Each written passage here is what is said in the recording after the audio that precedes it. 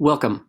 This should be a very quick and easy review lesson on the coordinate plane and being able to find or graph points in the coordinate plane.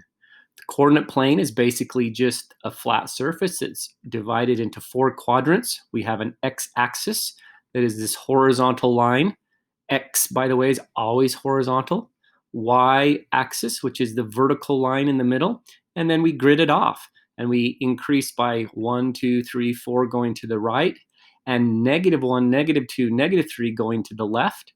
We increase by 1, 2, 3, 4 going up, and decrease -1, -2, -3, -4 going down. And the x and y axis intersect at a common point, 0, 0.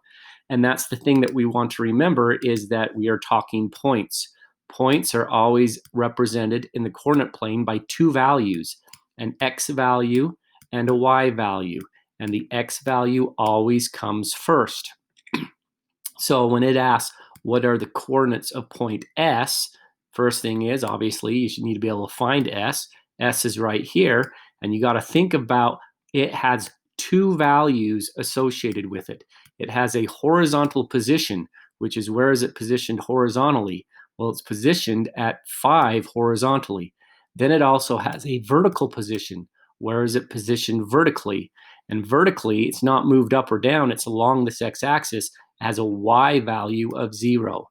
So its coordinate, its point, is given as the two numbers 5, 0, where 5 is its x position or horizontal position, and 0 is its vertical position or its y value.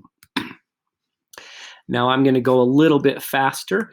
If you need to rewind or write some of that down, by all means do so. Again, I'm going to jump ahead, in fact, to here. It says, what are the coordinates of point Y? So again, I find my Y value. My Y value is right here. Again, I'm going to look to see what my X value and my Y value are. And I said that backwards because my X is this one here. My X value is -2.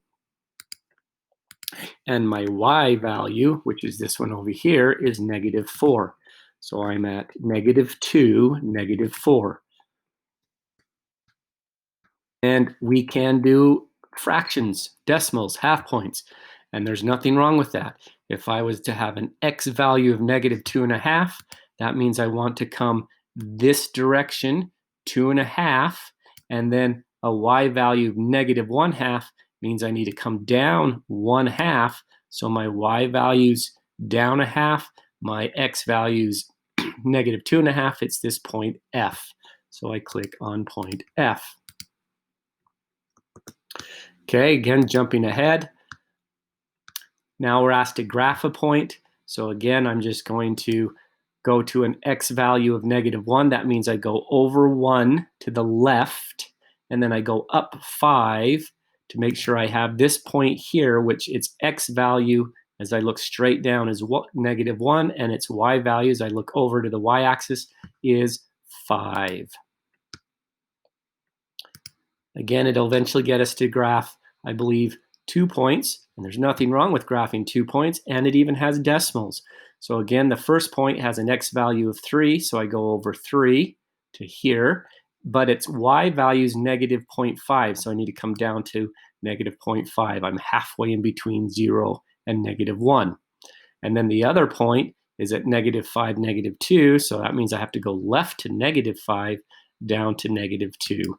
And I graph that point, and see, it lets you graph 2 different points. So you just graph both points, right? And let's see if there's anything harder. Again, nothing harder, graphing 2 points, -1.5, +2. So again, I look to see my x value is correct. The x value is along the x-axis. My y value is along the y-axis. -1.5 and a +2. Then I'm going to go to a -2.5 and a -1.5.